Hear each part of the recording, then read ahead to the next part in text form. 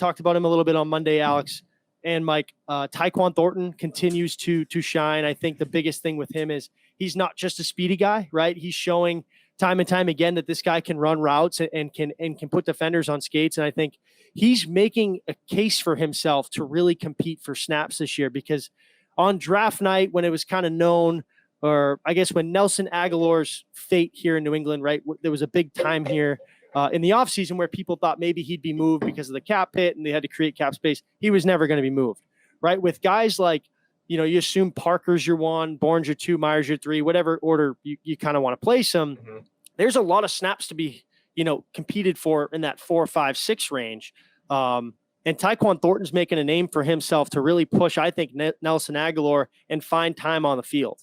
Because when draft night, it was kind of, maybe this kid's a project. He's very slim. He's fast. He might need to develop and learn how to run routes. But he's shown that this guy can compete and certainly compete for snaps this year to help this football team. It's the first time. Go ahead, Mike. It's the first time that I've seen a Patriots rookie wide receiver come in and actually show something ever. So like that in itself excites me. I feel like every time they bring in a new guy, everyone's like, oh, he's going to be the next N'Keal Harry. He's going to be the next, whatever you want to call it. And he's actually showing them for a long time. I know it. Yeah, it's awful. But like, not only is he showing that speed in 1-on-1s and 7s, but even when they're in 11s, he's getting reps with the 1s, which I noticed yesterday. And he's not like, he doesn't look intimidated by any means, which is a good thing in itself. And he also just goes and gets the ball. Not only is he quick, not only do they get it to him in space, but he goes up and snatches the ball, which is something you want to see from these guys, because like last year, for example, we never saw that out of Aguilar. He was quick, but I mean, you saw it in the Bills game in the playoffs. He did not go up and high point a ball in the end zone, and it got intercepted. So, he's just bringing a lot to the table really early, which is ultimately exciting to see. Yeah, and again, to me, I've talked about this before. If you've heard me on here, if you've read me on 98.5 The Sports Hub, on the Sports Hub Patriots podcast, it's consistency. He's doing it on a regular basis. These aren't flashes. It's not, well, he has to do this more often. No, he's coming out every day and he's getting a little bit better. And that's exactly what you want to see. You talk about how he's not just a burner. Guys at that speed, especially that speed and size, sometimes their speed's their whole tool bag because they never have to develop beyond that. There's a lot more to his game. I mean, he can play at all 3 levels. He can be an impact at all 3 levels.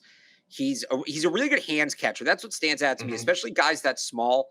They're normally catching the ball in their body. He can go out and get the ball away from his frame. And, I look at that with a guy like him and then Devontae Parker.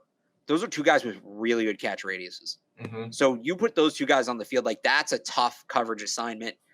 Yeah, I'm really excited by what we've seen from him. Obviously, there's still a ways to go. I'm not, let's not fit him for a red jacket just yet. He hasn't played an NFL team. I think the next 7 days are monumental for him.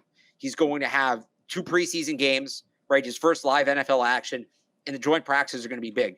Stephon Gilmore, J.C. Horn.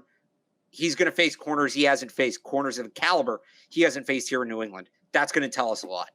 Alex, what number do you think he's going to wear? I saw your tweet earlier. So I wouldn't be surprised. Mike hit the nail on the head with his projections. What was yours? What was yours, Mike? That wasn't me. That was somebody else, I think. Mike Dussault. With what? From Patriots. I was going to say. Yeah. 88. Yeah, I'd love to see 88. I think that would be sick. Here's because I do this every year. I do the research, try to figure it out. He wore 18 at Baylor. That's obviously off the board, Josue Smith. He wore 81. He wore 81 and 9. Baylor. 81 and 9. Yeah, starting off in 9. Those are taken. He wore 4 in high school. Now, Malcolm Butler has 4. So here's what I'm wondering. Would he take like a placeholder number? Remember, N'Keal did this. N'Keal was 8 in the preseason. We've seen other guys do this too. Christian Barmore last year, right? Christian Barmore was 70 in the preseason, and then he switched to 90 once things ironed out. So maybe he takes 19. If he takes 88, I think he kind of has to keep it. Just stay away from 17, please. Stay away from 17. Christian Wilkerson to 17, so we're good there. That's true. But I forgot about him. So I don't know what his connection is to 4, why he wore it in high school, but if he's connected to that, if Malcolm Butler doesn't make the team, or maybe Malcolm Butler switches his number after the 53 comes. Maybe he makes a team and a double-digit number opens up for him. Like, I wonder if Tyquan Thornton would go back to 4. It's not the prettiest wide receiver number, but if a number has a good story, I'm all about it. Like 9 for an edge rusher is horrible, but Matthew Judon's the 9th of 9 children. So that's instantly a cool number now, right? Means something, yeah. So if he gets 4, we can ask him why 4 and all of that. But I think 19, if it's a placeholder, 88, but if he takes 88, that tells me he wants 88.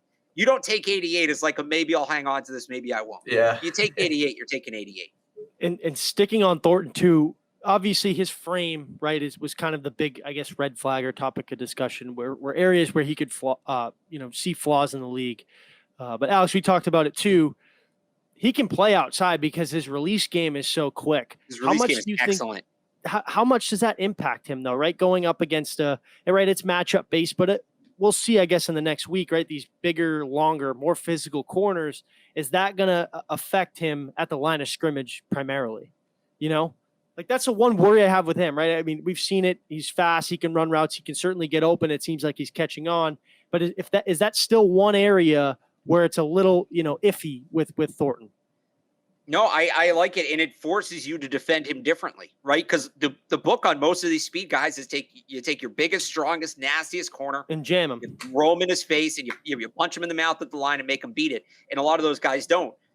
Thornton early on looks like he has a bit of a release package, maybe more developed than a guy like a John Ross or a Darius Hayward-Bay, right? And to say he's not John Ross doesn't mean he's great, but it's a step. And you look at the way the Patriots have drafted in the past, not John Ross, I think we would all enjoy that pick. So I'm encouraged. Again, this goes back to I'm encouraged by his release package, but he's been repping against the same 7 or 8 guys for 3 weeks now.